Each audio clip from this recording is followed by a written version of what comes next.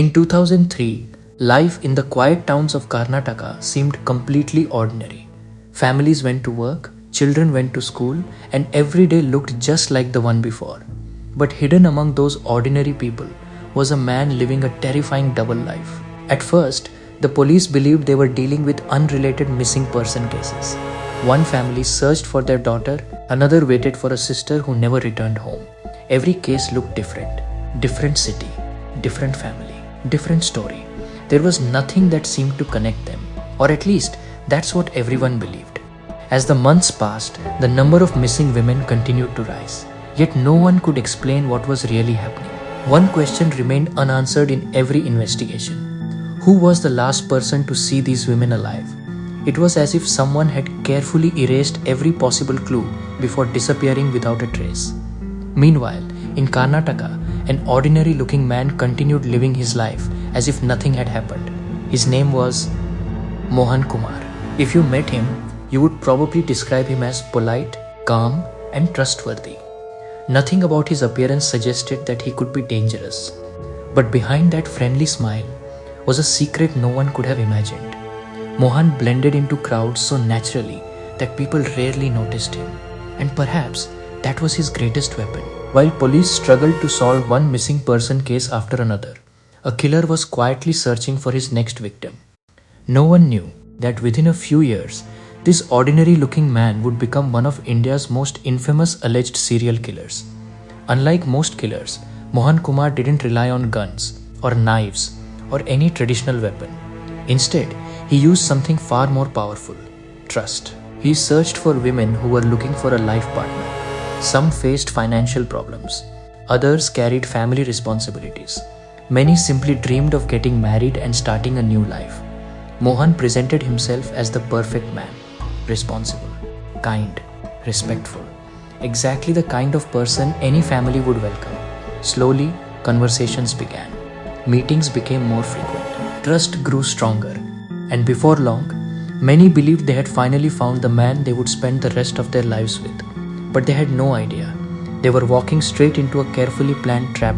Once the marriage was almost finalized, Mohan Kumar would choose a specific day and a specific place. That was the moment his deadly plan truly began. He would tell the woman that before the wedding, a few religious or legal formalities had to be completed. By then, he had earned her complete trust. She had no reason to doubt a single word, he said. Soon, the two of them would find themselves completely alone. To everyone else, they looked like an ordinary couple preparing for a happy future. But sometime later, the woman would simply disappear. Her family would wait for days, then weeks, hoping she would return. But she never did. After every disappearance, Mohan quietly returned to his normal life, as if nothing had ever happened. There were no eyewitnesses, no clear evidence, and with every new missing person case, the mystery only grew deeper.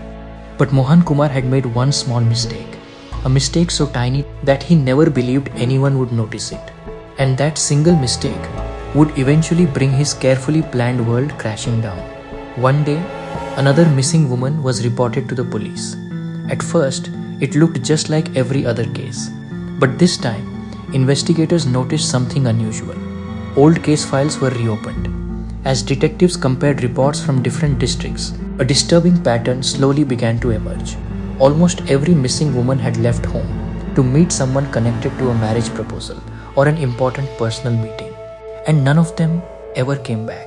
In several cases, their jewelry and personal belongings had disappeared as well. This was no longer a series of random disappearances. It looked like someone was following the same plan, again and again. The investigation team placed every case in chronological order. The clearer the timeline became, the more impossible it was to ignore the similarities. Police now believed they weren't hunting an ordinary criminal. They were chasing someone who planned every move with extraordinary patience. Witnesses were questioned once again. Several people described seeing the missing women with the same calm, well-dressed, and polite man. Although the statements came from different places, the description was almost identical.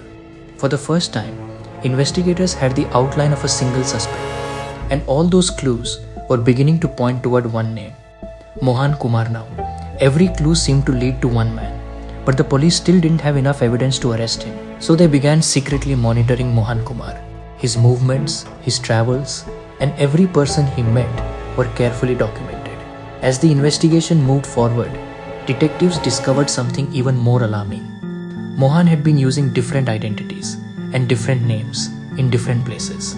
For years, this had helped him stay invisible.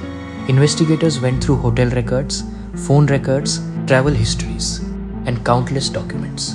Piece by piece, the puzzle finally started coming together. Then, everything changed. Police uncovered a crucial piece of evidence, one that directly linked Mohan Kumar to multiple investigations. For the first time, their suspicion had become something much stronger.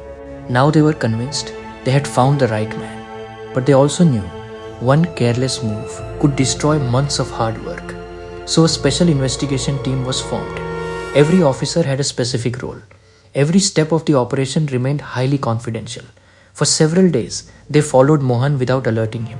The officers waited patiently for the perfect moment, a moment when escape would be impossible. Finally, that day arrived. As Mohan Kumar stepped out for what appeared to be another ordinary day, police officers surrounded him from every direction. Within moments, he was taken into custody. But what shocked investigators the most wasn't the arrest itself. It was Mohan's reaction. There was no panic, no fear, no attempt to run. He remained completely calm, as if he still believed that nothing could ever be proven against him. Following his arrest, Mohan Kumar remained remarkably calm. His answers were short, carefully chosen, and completely emotionless. He showed no sign of fear, no remorse, no regret. But as the investigation continued, the evidence against him grew stronger. Detectives reopened old missing person cases from different districts across Karnataka. Cases that had once seemed unrelated were now connected by a single name. According to investigators, Mohan had spent years earning the trust of vulnerable women. He promised them marriage, offered them hope, and then allegedly turned that trust into a deadly trap.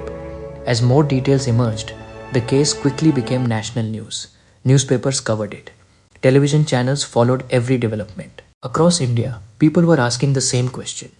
How had one man managed to stay hidden for so many years? In court, prosecutors presented witness statements, official records, and forensic evidence collected during the investigation. The trial lasted for a long time. With every hearing, the case against Mohan Kumar became stronger. Eventually, the court found him guilty in multiple cases based on the evidence presented. The verdict marked one of the most significant serial killer cases in modern Indian criminal history. But beyond the conviction, the investigation left behind an important lesson. Sometimes, the biggest breakthrough doesn't come from finding new evidence.